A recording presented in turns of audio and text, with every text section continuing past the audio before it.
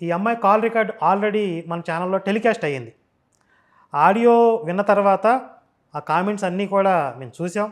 ఎంతోమంది ఇలాంటి ఆడపిల్ల ప్రతి కుటుంబంలో కూడా ఉండాలి, ఇలాంటి ఆడపిల్లల అవసరం ఈరోజు హిందూ సమాజానికి చాలా ఉంది అని చాలామంది గర్వంగా ఫీల్ అయ్యారు. సరే, మనం వీడియోలోకి వెళ్దాం. ముందుగా అమ్మ మీరు చెప్పండి. నా పేరు మాధవీలత అండి. మాది గుంటూరేనండి. మా వారు 7 సంతానం అయితే నేను 7వ కోడలను. మేము బాగా పూజలు చేసుకుంటాం. మాకు చాలా పెద్ద బలగం ఉంది. మా పాపలను కూడా నేను ధైర్యంగా మగపిల్లల్లాగే పెంచుకున్నానండి. నాకు ఒక్క చిన్న బలహీనత వల్ల నేను అటు వెళ్ళాల్సి వచ్చింది. అదే ఏదో ఒక బలహీనత ఉన్నప్పుడే వాళ్ళు అలేస్తారు. నేను స్టార్టింగ్లో చెప్పా కదా, నేను ఆ డీటెయిల్స్ అన్నీ మీ దగ్గర మళ్ళీ తర్వాత తీసుకుంటాను. అమ్మ ఎలా ఉన్నావు? బాగున్నా అన్నయ్య, చాలా హ్యాపీగా ఉన్నాను. మన వాళ్ళందరూ అంత రియాక్ట్ అవుతారని నేను ఎక్స్పెక్ట్ చేయలేదు. బట్ కానీ అది చూసాక ఇంకా ఎక్కువ హ్యాపీగా ఫీల్ అయ్యాను.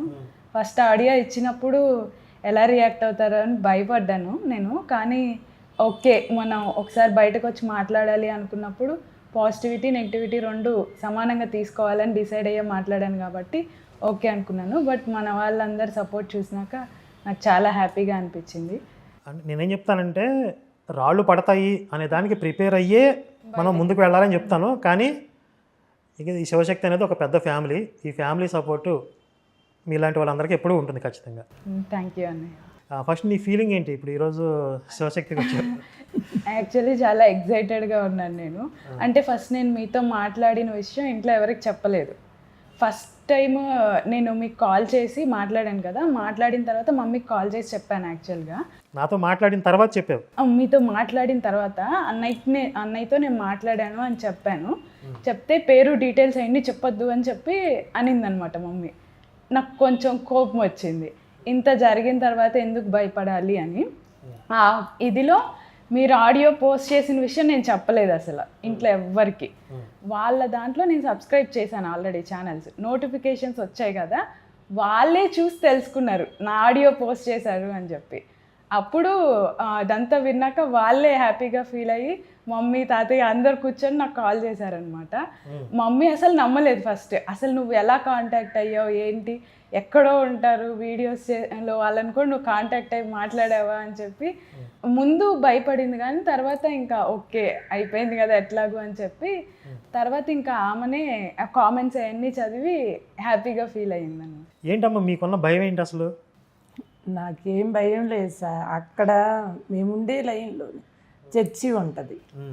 ఆ చర్చి మీద నుంచే నేను బయటికి వెళ్ళాలి. ఒకవేళ ఇదేమైనా పోస్ట్ చేస్తే అప్పుడు ఏంటంటే ఏది జరిగినా వాళ్ళ వల్ల జరిగింది అని చెప్పే ఇదిలో పడేశారు నన్ను. మంచి జరిగితే చెడు జరిగితేనేమో అది దేవుడి చిత్తం, అలా జరిగిపోయింది, ఇంకేం చేయలేము మనం అని చెప్తారు. మంచి జరిగితేనేమో ఏసయ్య చేశాడు నీకు, ఆయనకి నువ్వు రుణపడి ఉన్నావు, ఏం జరిగినా కానీ ఇంకా ఆయనకి రుణపడి ఉన్నావని ప్రతి సందర్భానికి ఇంక అదే రుణపడి ఉన్నావంటాము. దశమ భాగాలంటాము, అది ఇవ్వలేదు ఇది ఇవ్వలేదని. ఇంకా నువ్వేమన్నా లేని దానివా ఇవ్వకుండా ఉండటానికి, లేకపోయినా సరే ఫస్ట్ ప్రిఫరెన్స్ ఏసైకి ఇవ్వాలి, తర్వాతే మనది ఏదైనా సరే. ప్రేమించే విషయంలో కూడా ముందు ఏసైని ప్రేమించాలి, తర్వాత పిల్లల్ని చూసుకోవాలి. ముందు పిల్లలని అనకూడదు. భార్య పిల్లల్ని అన్నదమ్ముల్ని అందరినీ ద్వేషించమని కూడా చెప్తాడు కదా మనోడు. ఎవరు కాదు, ఏసయ్యే. ఏదన్నా సందర్భం వచ్చి బంధువుల ఇంటికి వెళ్ళాలన్నా కానీ ఏసయ్య వదిలేసి ఎట్లా వెళ్తావు నువ్వు కష్టంలో ఉన్నప్పుడు వచ్చారా వాళ్ళు. ఇప్పుడు ఏసయ్యే కదా నిన్నప్పుడు ఆదరించింది.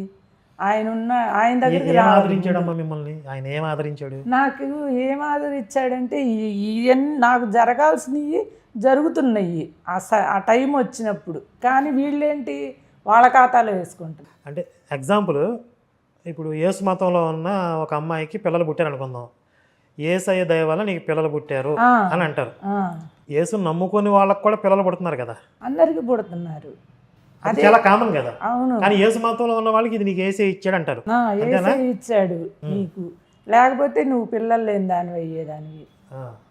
కానీ ఫ్రాంక్లీ స్పీకింగ్ అసలు మాకు ఎప్పుడు అందులో ఉన్నప్పుడు హ్యాపీనెస్ కానీ మంచి కానీ ఏమీ జరగలేదు. ఎప్పుడు ఏడిపోయారు? మా మమ్మీ అయితే రూమ్లోకి వెళ్ళి ప్రేయర్ చేసి బయటకు వచ్చి టవల్ పిండేది ఇలాగా, నీళ్ళు ఇలా కారే, నేను మా చెల్లి ఏంటి అని అలా చూసేవాళ్ళం అనమాట. అట్లాగా ప్రేయర్ చేసేది మమ్మీ.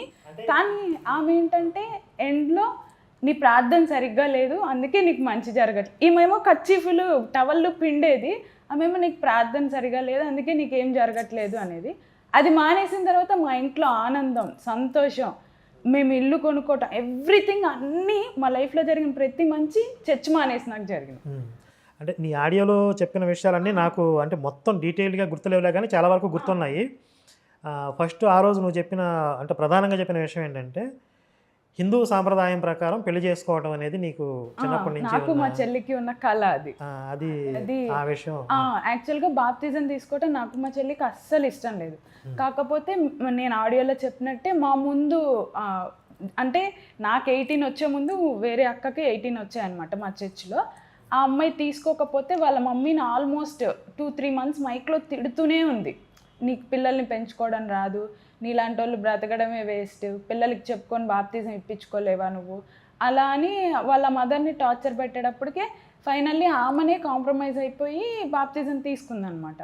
సో ఇంకేంటంటే నాకు 18 రంగాల్ని మా మమ్మీని తిట్టించడం ఇష్టం లేక, ఎందుకంటే అంతకు ముందు నుంచే ప్రతిసారి నా వాళ్ళు మా మదర్ని తిడుతూ ఉండేవాళ్ళు, నేను క్వశ్చన్స్ అడిగినా, నేను చర్చికి వెళ్ళకపోయినా ఏదైనా కానీ. సో ఇంకా మళ్ళీ తిట్టడం ఇష్టం లేక నేనే వాలంటీర్గా వెళ్ళి పేరు ఇచ్చాను, తీసుకుంటాను బాప్తిజం అని చెప్పి. సేమ్ వేలో మా సిస్టర్ కూడా అనమాట అట్లనే వెళ్ళి తీసుకోవాల్సి వచ్చింది బలవంతంగా. అది తీసుకున్నప్పటి నుంచి మా ఇద్దరికి ఇదే ఫీలింగ్, ఎందుకంటే ఇప్పుడు హిందూ సాంప్రదాయంగా పెళ్లి చేసుకోవాలి నాకు ఇష్టం, వీళ్ళు చెయ్యరు.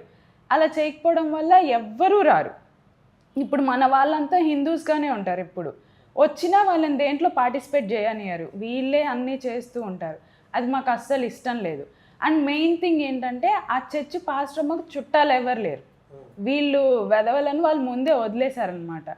ఆ విషయాన్ని ఒప్పుకోకుండా చర్చ్లో వాళ్ళే మనకి చుట్టాలు, చర్చ్లో వాళ్ళే మనకి బంధువులు, మిగతా వాళ్ళు ఎవ్వరు కాదు అని అందరికీ బ్రెయిన్ వాష్ చేసేది. కానీ నాకు నా ఏజ్కి నాకు ఆ పాయింట్ అర్థమయ్యేది.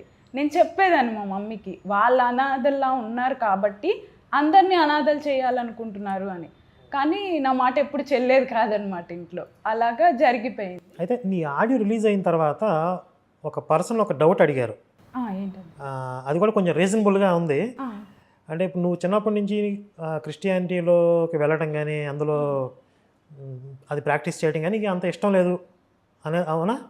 అంటే లేదు, నేను మా మమ్మీ నమ్మకాన్ని అంటే ఎలా అంటే ఏసై అనే ఆయన దేవుడే, ఆయనదేం తప్పు లేదు, వీళ్ళది తప్పు అనుకునేదాన్ని నేను. బైబుల్ నేను ఎప్పుడు చదవలేదు, వాళ్ళు చర్చిలో చెప్పినన్ని వాక్యాలే నాకు తెలుసు.